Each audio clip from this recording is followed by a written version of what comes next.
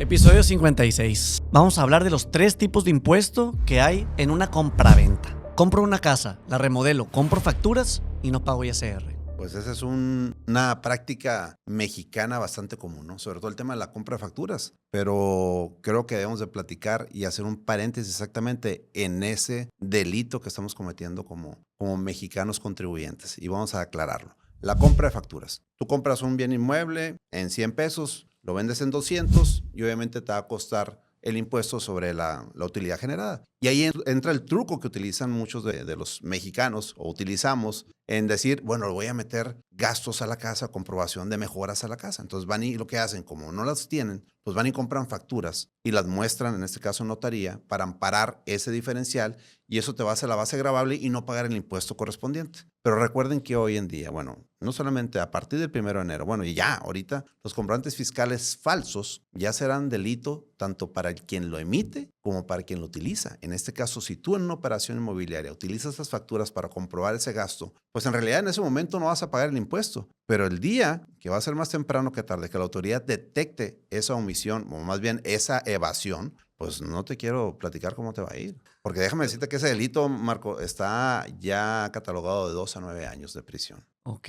¿Cuál es la diferencia? ¿Qué va a cambiar en el 2026? La parte de, vamos a decir que la palabra de comprobantes fiscales digitales falsos no existía. Por lo tanto, los abogados fiscalistas que son bastante inteligentes, obviamente buscan los huecos en la ley para poder utilizarlo a su favor y que en este caso el contribuyente que se haya utilizado algún comprobante fiscal falso, pues para una deducción y por ende evadir impuestos, pues lo hicieran, ¿no? Y se iban obviamente sobre el que emitió la factura, que era el famoso EFO, ¿no? El que emitió la operación simulada, ¿no? Y ahora, pero no el que la dedujo, el EDO, ¿no? La empresa que deduce la operación simulada. Entonces, en este caso, ahora sí la cosa cambia en la película porque ahora sí la culpa la voy a tener primeramente, pues todos, ¿no? Pero el más fácil de cazar soy yo el que lo utilicé, el que dedujo la operación, el que utilizó facturas falsas para la operación de compraventa, para bajar la base gravable, el que utilizó la operación para deducir en mi persona moral o mi persona física.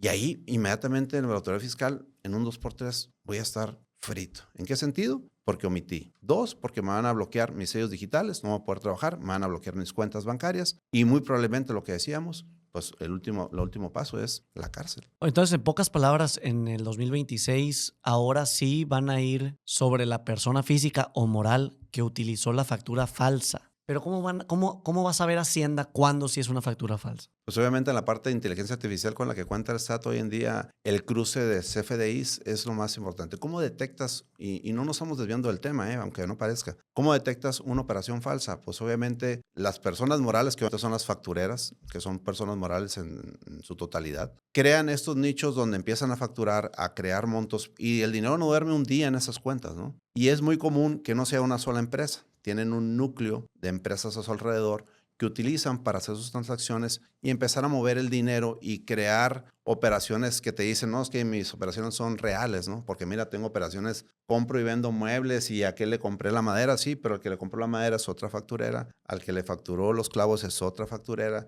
al que le facturó el flete es otra facturera. Y tienen todo una inteligencia corporativa en la cual ellos sustentan. Y ya cuando el SAT los tiene muy ubicados, empiezan a ubicar y en un 2x3, hoy en día también el SAT va a poder, a través del RFC de esa persona que es socio, poder bloquear todas las demás personas físicas o morales en las que estés involucrado hasta que sustentes o solventes el caso de la persona detectada. Es decir, hoy, si yo quiero ir a abrir, a partir del 1 de enero de 2026, si yo quiero abrir una persona moral, yo como socio, tú y yo somos socios, y resulta que yo, en alguna empresa que yo tuve, pues estoy en el 69, es decir, estoy en la lista negra del SAT. Te van a decir, mi Marco, búscate otro socio, porque Jorge está marcado. O quieres tenerlo como socio, voy a tener que arreglar mi problema de aquella empresa en la que yo estuve. ¿Y estás marcado cómo? ¿Como evasor? Con RFC, sí, exactamente. Ya sea ¿O que debes por impuestos? emisión, que tengo un crédito fiscal, que estoy como no localizado, son diferentes estatus. Pero hoy en día el RFC va a estar marcado. Antes no, ¿eh? Antes tú tenías una empresa, te bloqueaban tus sellos digitales y mañana abrías otra, ¿no? O sea, bloqueaban los sellos digitales de la persona moral y se podía declarar en bancarrota y ahí moría todo. Pero ahora se van a ir sobre los accionistas. Exactamente, sobre los RFCs. Sobre el RFC de los accionistas. Sí, porque al final de cuentas el problema es Y vuelvo al tema, los factureros, pues ahí van a seguir en cierta forma porque los RFC de los factureros no es tan importante para el SAT en el sentido de que saben que esa empresa que se creó tristemente con 2 personas, que es el mínimo, crearlo con dos personas, y comúnmente son personas de bajos recursos. Y ese es el gran problema. Cuando el SAT se da cuenta, oye, voy tras los evasores, voy tras los factureros, pero ¿contra quién voy? ¿A quién voy a meter a la cárcel? ¿Quién me va a pagar? Don Juan, doña Juanita, pues gente de bajos recursos que les dieron 2, 3 mil pesos para fomentar. Véngase aquí a la notaría, fírmele aquí, vamos al SAT, luego otros 500 pesos, me lo voy a ver a desayunar y después me lo voy a dar al banco, fírmele aquí me abre mi token y que le vaya muy bien. Y la persona feliz porque se llevó un dinero en un día, gracias a que pues no supo ni qué hizo. Pero al final del día es una mexicana, una persona que tiene el derecho de aperturar una empresa. Y bueno, el SAT está empezando a apretar tuercas por esa prostitución que ha existido definitivamente de estas empresas evasoras totalmente. Entonces dicen, bueno, vamos a analizar, ya tengo detectado a los factureros. Sin embargo, el que la deduce, en su gran mayoría, sabe que son factureras. Habrá otras que no,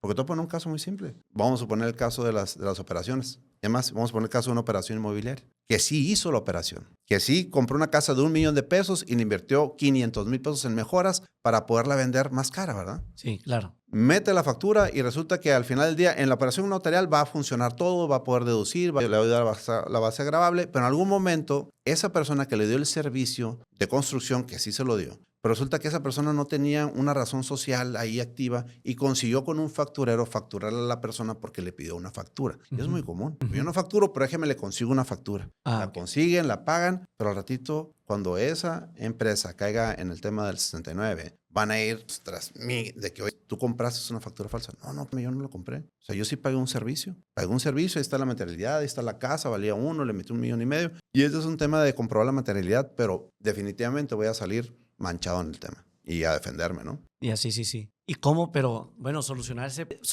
eso va a estar muy complicado porque la mayoría de esas personas se encuentran dentro de la economía informal. A lo mejor ni RFC tienen. Mira, te voy a decir un tip y yo creo que en la parte de recomendaciones para poder detectar que una persona moral que te está prestando el servicio, cuando menos consideras que no es un facturero, es que el que te está dando el servicio esté dentro del acta constitutiva. Eso no exime que no lo vaya a hacer, ¿verdad? Sí. Pero un gran filtro, hoy en día las personas, las empresas, la industria, también que está cayendo en este tema, que un prestador de servicios en un parque industrial pides un tema de crecimiento, de mejoras y va a la empresa y te da la factura, pero ahora empiezan a pedirte todo el expediente. Opinión positiva, tus declaraciones, identificaciones de los socios, ver que tú eres, que el socio vaya y firme el contrato físicamente. O sea, es una manera de poder discernir el riesgo de que tú estás adquiriendo una operación con alguien que seguramente a mediano o corto plazo va a estar en problemas fiscales. Es un tema muy complicado. A mí no se me hace mal lo que está haciendo Hacienda. La única desventaja que le veo para nosotros, las personas que nos dedicamos a bienes raíces, es que la mayoría de las personas que se dedican a comprar inmuebles para remodelarlos y venderlos, no tienen forma de realmente, digamos, facturar el dinero que le invirtieron al inmueble. Porque la mayoría de las personas el albañil, el plomero, todas las personas que, digamos que la mayoría de las personas que se dedican a un oficio no facturan. Está en la economía informal. Se encuentran dentro de la economía informal. Ese es el detalle. Yo creo que Hacienda debería de poder encontrar la manera de cómo todas esas personas que se dedican a un oficio empiecen a declarar y que puedan facturar. Pues en realidad esos programas siempre los ha implementado el gobierno federal con el famoso Repeco, el Recico hoy en día, que son estímulos fiscales para esas personas que tienen un oficio o empresas pequeñas o medianas, pues de alguna manera incentivarlos a que se regularicen. O sea, sí existen los mecanismos, Marco, pero pues obviamente nos gusta no pagar nada, ¿no? Y si a mí siempre me ha gustado el dinero fresco, es decir,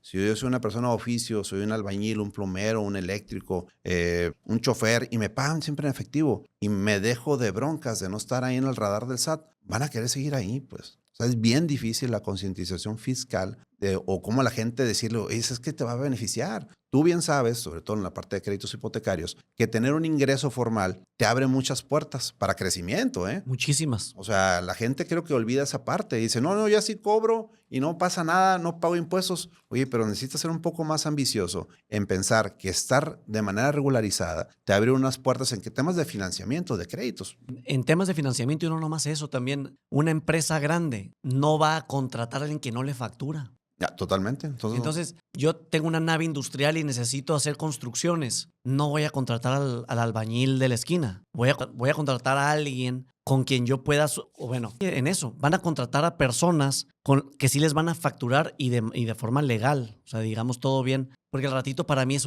un tema. Prefiero pagar el IVA, porque es un IVA que después voy a recuperar y aparte voy a deducir 30% de ISR. Entonces no voy a contratar a alguien que no me puede facturar. Es correcto, porque si en la parte donde te obligas a pagar, empezar a tú como cliente, a tu proveedor, que en ese caso es un proveedor informal, a darle en efectivo, al que le está pegando en la torre es directamente hasta ti. Sí. Porque ese dinero lo estás sacando sin ningún comprobante fiscal. Así es. Y entra en el tema de que ese costo de 30 pesos, que no lo ve la gente. Dice, no, es que yo le pago a don Juan porque él me cobra 1,000 pesos. Y no le pago al ingeniero Juan, que él me va a cobrar 1,500. Sí, pero el ingeniero Juan te va a facturar. Y ese impuesto a cargo que traías del 30% de ISR, que no lo vas a poder cubrir porque lo pagaste en efectivo, te salió más caro que haberle pagado a alguien, a una persona, un profesionista o alguien, un técnico en la profesión que te pudo dar un comprobante fiscal. Entonces creo que esa parte del estudio de las matemáticas están muy claras, pero no las hacemos. No nos damos el tiempo de analizar que en realidad el beneficio es para los dos. Yo voy a pagar más impuestos, voy a estar tranquilo, pero no, eso es más fácil sacar del cajero la lana, dársela al maestro, depositarle, transferirle y ahí nos vemos. Y eso es otro tema, el tema de las transferencias. Va a estar pendiente ese cálculo. ¿Por qué una persona que se dedica a un oficio, albañil, plomero, lo que sea, dime más oficios, el herrero? Personas ya con licenciaturas que practican el tema de que le llaman, que ejercen en los tribunales y que te asesoran a ti en un divorcio, en una demanda penal, de lo civil, pues te cobran en efectivo. Uh-huh. ¿Y qué tal si tu empresa donde tú generas, pues tú metieras esos gastos, ¿no? Para poderlos pues solventar, pagar, o que tu empresa pudiera pagarlos, meterlos como una asesoría. O sea, el mundo de la fiscalización no está peleada con la informalidad, sino más bien te dice, ven y acógete. Pero obviamente, pues como el tema global, nacional, pues el panorama a veces no pinta tan bien en muchas razones y en otras buenas. Pero creo que sí es momento de analizar qué tan bueno. Si yo quiero crecer, si yo quiero superarme, es el momento. Ahorita está la plataforma lista para que la gente se regularice y no pague tanto impuesto. Oye, cuando recién salen las reglas de reciclo, yo, de manera personal, o sea, dije, no, estoy leyendo mal. O sea, ¿cómo voy a pagar 2.5 días ISR? De hecho, van a pagar muy poquito. No van a pagar nada. Poco. El peligro es, ahí te va, el peligro es cuando tú cobras 10,000 pesos más IVA, pues me caen 11,160 pesos. Uh-huh. Se van a gastar el IVA. Y me gasto el IVA. Ese es el problema, yo creo, central, neural. El ISR es muy poco. Sí. 2%, 2.5, 3.5. El tema es que el IVA lo considero mío. Bueno, no. Bueno, mientras tú gastes, ahora yo agarro el dinero y lo gasto en temas deducibles propios de mi oficio, pues el IVA lo voy a netear y no voy a pagar IVA. Pero se lo gastan como si ya fuera parte de la utilidad. Sí, así es. Entonces siempre hay que decir, ¿cuánto cobras? 10,000 más IVA. Está bien, el IVA no es mío, señora. Lo tengo que enterar. Entonces yo debería tener, hay personas, tengo clientes que sí tienen 2 cuentas donde entran los 11,160 pesos, inmediatamente trasladan el monto del IVA a esta segunda cuenta. Para ellos tener un control visual de abstenerse de que esa es parte del gasto corriente. ¿Cuáles son los 3 tipos de impuesto que se generan en una compraventa de inmuebles? ¿Okay? El primer impuesto, el famoso ISAI, Impuesto por Adquisición de Inmuebles, también conocido como traslado de dominio. Y ese es arranqueado prácticamente de manera regional, ¿no? A nivel estado, a nivel municipio, es muy variable el impuesto que va del 2 al 5%, pero obviamente este es un tema que bueno, lo platicamos previamente, a veces en las notarías, pues los cálculos siempre hay que pedirlos. Muchas de las operaciones, y no me vas a dejar mentir, llegan a caerse por el tema de que ¿cuánto vale la casa? 1,000,000 de pesos. Y ya se olvidan de los impuestos que vas a adquirir tú como vendedor y el otro como comprador, ¿verdad? Correcto. Entonces, digo, y en el tema, más allá de los impuestos, los honorarios, creen que el notario es gratis, ¿verdad? Sí. O que el avalúo que no sabe. Sí. Entonces, ese tema siempre hay que ser bien claros. A veces los vendedores son en cierta forma culpables porque son los primeros asesores, el primer front de la gente donde llegan y se recargan y confían plenamente en ti, ¿no? Sí. Correcto, totalmente de acuerdo. Entonces, el primer impuesto en una compraventa es el traslado de dominio, ISAI, que es un impuesto que nosotros normalmente en la calle decimos que viene dentro de los gastos de escrituras. Cuando compras un inmueble, vas a pagar entre el 2 y el 5% del valor del inmueble en puro impuesto. Traslado de dominio prácticamente es lo que te cobran por poner la casa a tu nombre. Por eso se llama traslado de dominio. Van a trasladar el dominio del inmueble a otra persona. Y nomás por eso te van a cobrar del 2 al 5%. Ya después también te van a cobrar honorarios notariales, registro público, entre otros gastos que podrían salir como avalúo, etc. Ese es el primer impuesto. El segundo es el ISR que se le genera al vendedor.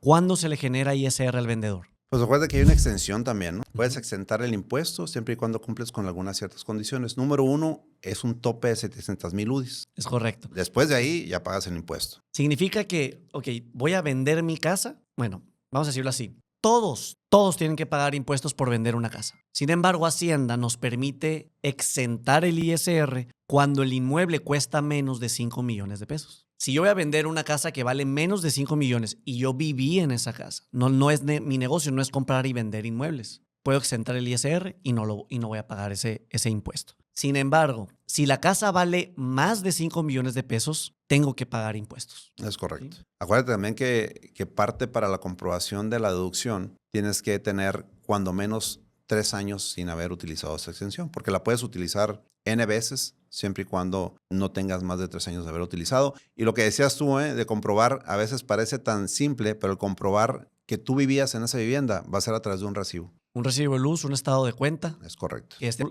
Que un estado de cuenta bancario que venga tu nombre, RFC y la dirección del inmueble que estás vendiendo. Sí. Así que si no tienes nada a tu nombre porque lo tenías a nombre de quien te acompañaba en tu casa, ve poniendo los datos a tu nombre, corrige que te estés ubicado totalmente. Y también cuando te vayas, que los cambies y los canceles, ¿no? Porque ahí viene el tema del buró de crédito, que ya está el tema activado del buró de crédito sobre las deudas que queden en recibos de servicios telefónicos y luz y agua, si le dejas a tu nombre. Así que si vende usted su casa, quítele su nombre. Inmediatamente usted encárguese de que el nuevo inquilino haga el cambio de propietario. Y el tercer impuesto, el ISR por comprar. Voy a comprar una casa. ¿Cuánto tengo que pagar de impuestos? Voy a pagar el 6% de gastos notariales aproximadamente, que dentro de ese 6%, del 2 al 5% son puros impuestos del traslado de dominio. Pero hay otro impuesto que es el ISR cuando compras muy barato. Esa parte, y qué bueno que lo tocas, porque a veces cree la gente, oye,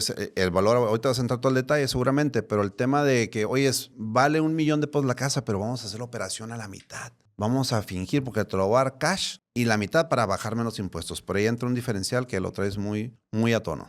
Ok, muy bien. Vamos a poner este ejemplo. Tengo una casa de 10 millones. La voy a vender y no puedo exentar ISR porque ya vendí otra el año pasado. Le voy a decir al comprador que la escrituramos en 5 para yo ahorrarme y que la otra diferencia me la pague él por fuera. Hacienda dijo, mucha gente hace eso. Muy bien. Me vas a vender una casa en 10 millones, pero no puedes exentar ISR. Me dices, la escrituramos en 5 para yo no pagar el ISR. Ok, no, está bien. Yo la voy a comprar, la escrituramos en 5 y te doy por fuera los otros 5 millones. Muy bien. Pues como eso sucedía mucho antes, ahora Hacienda dice, ok, yo no puedo evitar eso, pero si el avalúo comercial es de 10 millones, yo soy el comprador, voy a comprar una casa que vale 10 millones y la vamos a escriturar en 5. Para Hacienda, yo estoy ganando 5 millones. Es correcto. Tengo que pagar un impuesto de ISR sobre esa diferencia, sobre la utilidad. Y ese porcentaje ISR está alrededor del 20%. Y lo vas a enterar en notaría. Y lo tengo que entregar en notaría, en la operación. Entonces, si voy a comprar una casa que la avalúo es de 10 millones, pero la voy a comprar en 5, tengo que pagar $1 millón de pesos de ISR.